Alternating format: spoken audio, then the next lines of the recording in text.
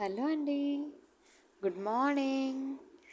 నా డే అయితే first glass of టీతోనైతే start అయ్యింది. యాక్చువల్గా ఈరోజు నా మార్నింగ్ వ్లాగ్ అయితే నేను మీకు చెప్తాను. మార్నింగ్ నుంచి ఆఫ్టర్నూన్ వరకు నా వర్క్స్ అయితే చెప్తాను.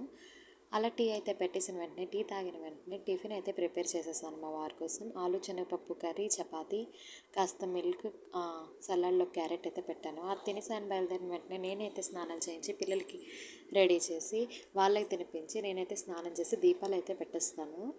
ఇలా దేవుడికి దీపం పెట్టుకున్న తర్వాత ఏం చేస్తానంటే మా చిన్న పాపకు తినిపించి అయితే పడుకోబెట్టేస్తాను. పెద్దమ్మాయికి స్నానం చేసి రెడీ చేసేస్తాను. బట్టలు అయితే ఉతికి అలా సైడ్కి పెడతాను, తర్వాత ఎండబెడతానని ఈ లోపల వంట అయితే పెట్టుకుంటాను. ఈరోజైతే ఏం వండలేదు, నార్మల్గా రైస్, రసం, కొత్తిమీర, శనగపప్పు, టమాటో పచ్చడి చేద్దాం అనుకున్నాను.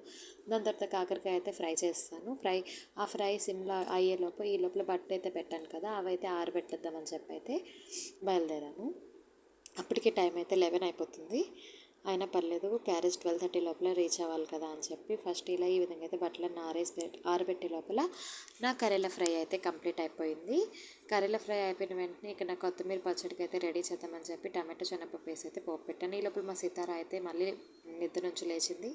తనకైతే ఇదిగో ఇలా నేను వంట చేసిన దగ్గర అయితే కూర్చోబెట్టుకొని నేనైతే వంటలన్నీ ప్రిపేర్ చేసేసాను తను లేచేసరికి. దాని తర్వాత క్యారేజ్ అయితే కట్టి మా ఎదురింటి అన్నయ్య ఏమో ఆ డ్యూటీ అంటే ఇప్పుడు డ్యూటీకి వెళ్తారు, ఆయనతోనైతే అందజేద్దామని చెప్పి ఇచ్చేసాను. దాని తర్వాత ఏముంది, కిచెన్ అయితే ఇలా క్లీన్ చేసుకోవడమే చాలా బిజీ. మార్నింగ్ 5:30కి లేగిస్తే ఆఫ్టర్నూన్ 1 o'clock వరకు బిజీ తగ్గట్లేదు. ఇప్పుడు ఇంకా తినాలి, తోమాలి, రొటీన్ అనమాట. అంతేనండి. Bye bye.